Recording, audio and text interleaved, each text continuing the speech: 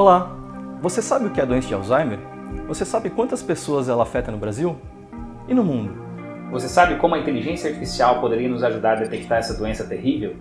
E como nós poderíamos entregar à sociedade soluções que poderiam permitir que médicos e especialistas ajudassem a identificar essa doença e apontar possíveis soluções que possam remediar os efeitos dela?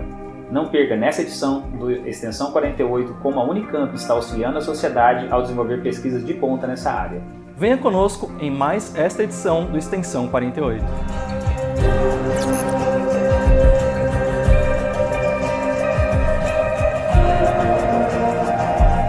Alzheimer é uma doença do cérebro, né? Uma doença neurodegenerativa, ou seja, que partes do cérebro, os neurônios vão morrendo ao longo do tempo e essa morte desses neurônios vão causando os sintomas mais comuns da doença, como por exemplo o esquecimento. E com o decorrer desse processo, a pessoa vai perdendo a independência e vai evoluindo com pior ao longo do tempo.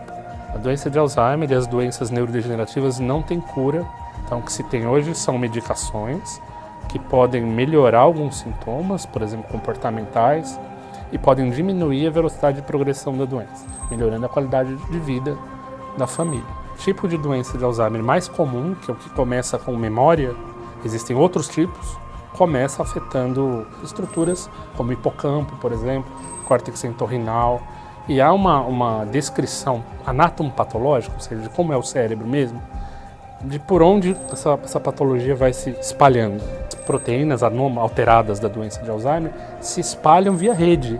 As proteínas anômalas caminham ao longo do cérebro pelos neurônios que são mais interconectados. Do ponto de vista de frequência na população, o que é mais comum na doença de Alzheimer é disparado o problema de memória. Muita dificuldade com caminhos novos, de começar a ter dificuldade com caminhos já conhecidos. Por exemplo, vai até a igreja, fica no bairro próximo, mas se perde para voltar. Coisas estranhas do comportamento também podem ser. E outro sintoma que talvez não é tão levado em conta são sintomas psiquiátricos novos.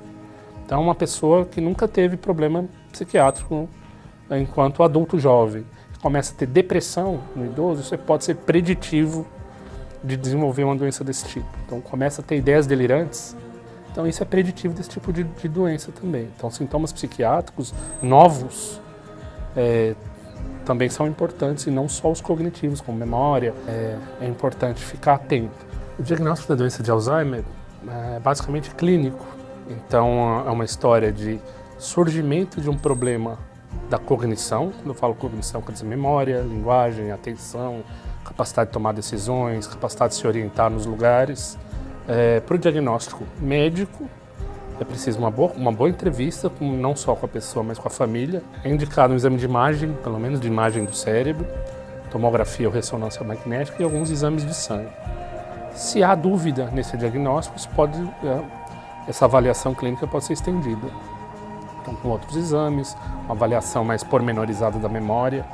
Esse método por neuroimagem é muito importante, porque a neuroimagem é algo muito disponível, neuroimagem que eu quero dizer, ressonância magnética, é muito disponível na prática clínica hoje em dia, né? Então, assim, o desenvolvimento de métodos que possam auxiliar o clínico e falar, olha, se eu considerar o tamanho dessa estrutura, e quem tem o tamanho dessa estrutura tem mais chance de ter tal doença, isso é excelente. Então, o que a gente faz? A gente, ao analisar mais de 20 mil imagens, né, de cérebros com e sem a manifestação de Alzheimer em diferentes estágios, nós conseguimos desenvolver uma solução de inteligência artificial que consegue aprender exatamente as mais sutis modificações no cérebro, de modo que quando um especialista avaliar aquilo, mesmo estando em estágio inicial da doença, ele possa identificar com mais qualidade e com mais rapidez que pode se tratar de um caso atípico, que essa pessoa pode demandar uma atenção diferenciada. O algoritmo de rede neural artificial, historicamente, lá na sua origem, ele foi inspirado no funcionamento do cérebro. Então, eu acho muito legal que a gente está usando um algoritmo que foi inspirado no funcionamento do cérebro para auxiliar o diagnóstico de uma doença que afeta o cérebro.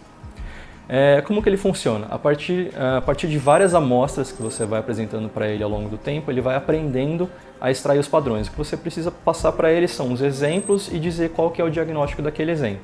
E aí você dá várias imagens de pessoas de cérebros saudáveis, cérebros doentes e cérebros em um estágio intermediário, e aí ele aprende a reconhecer os padrões automaticamente no cérebro que ajudam a fazer o diagnóstico. Historicamente, nessa área, os algoritmos que conseguem um bom resultado, um bom desempenho de acurácia, eles partem de informações específicas da doença. Então, por exemplo, eu sei que o Alzheimer ele afeta inicialmente e principalmente regiões como hipocampo e amígdala. Então, os algoritmos tradicionais, eles localizam essas regiões no cérebro e extraem padrões específicos dessas regiões. Diferente desses métodos, o nosso ele leva em consideração o cérebro inteiro. Isso tem algumas vantagens. Por exemplo, a primeira eu não estou limitado por essas regiões específicas que o algoritmo aprendeu. E a segunda conforme a gente vai fazer o diagnóstico, eu consigo apontar qualquer região no cérebro inteiro que foi relevante para fazer aquele diagnóstico. E estendendo ainda mais, a partir do momento que nós desenvolvemos uma solução que interpreta imagens de ressonância magnética, é possível também a gente pensar em analisar outras imagens de ressonância magnética de outros órgãos do corpo humano. Um experimento desses, por exemplo, que a gente fez, demora quase uma semana para dar um resultado e a gente fez mais de 120 deles. Então, a parceria com a Microsoft entra nesse contexto que eles deram o acesso para a gente na nuvem deles, que é o Azure, para rodar os nossos algoritmos de treinamento lá. Uma vez que o nosso sistema foi treinado, foi gerado e está pronto para ser usado, ele pode ser executado em qualquer lugar.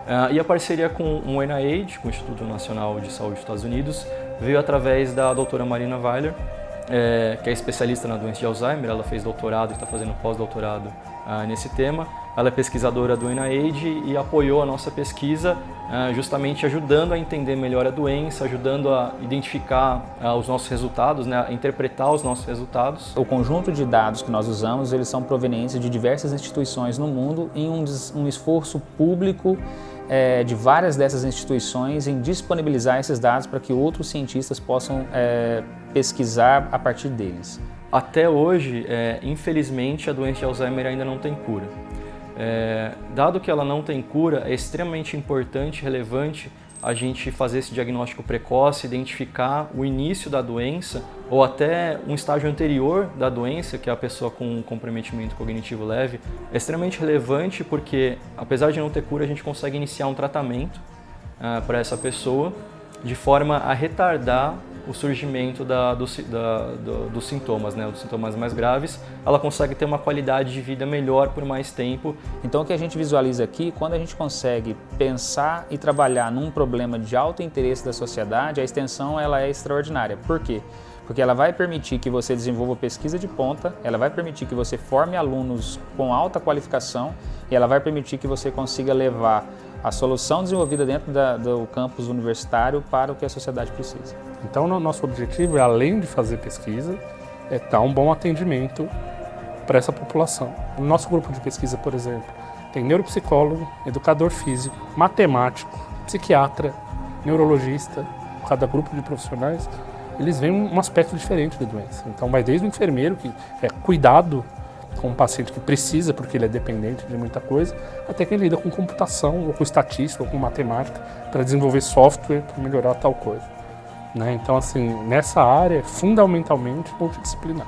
Eu tive o contato dos dois lados. Então, eu sou enfermeira, aposentada.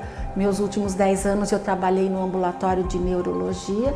Eu perdi a minha mãe há 1 ano, que teve Alzheimer durante 8 anos. Eu perdi a minha sogra há 2 anos, que também esteve doente por 14 anos. E atualmente eu tenho uma tia muito próxima, muito querida, irmã da minha mãe, que está numa fase inicial da doença.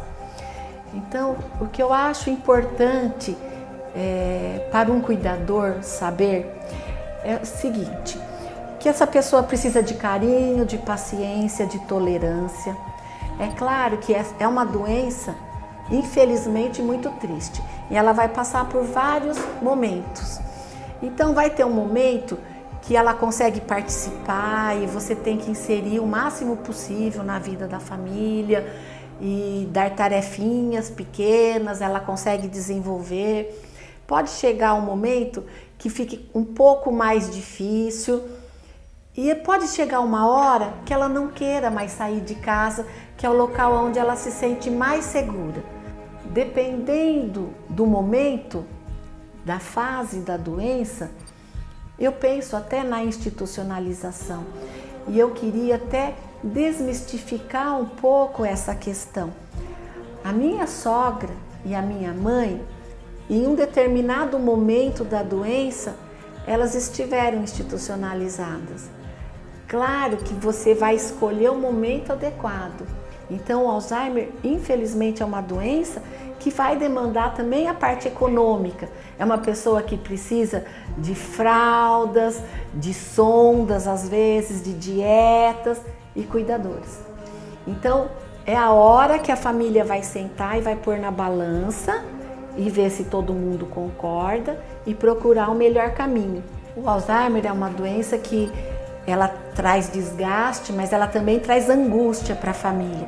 É muito difícil você ver um ente querido que decidia, que trabalhava, tomava decisões importantes, escorrendo pelo meio dos dedos. Você vê que a pessoa está partindo a cada dia, mas a gente não pode esquecer quem são eles, mesmo quando eles esquecerem.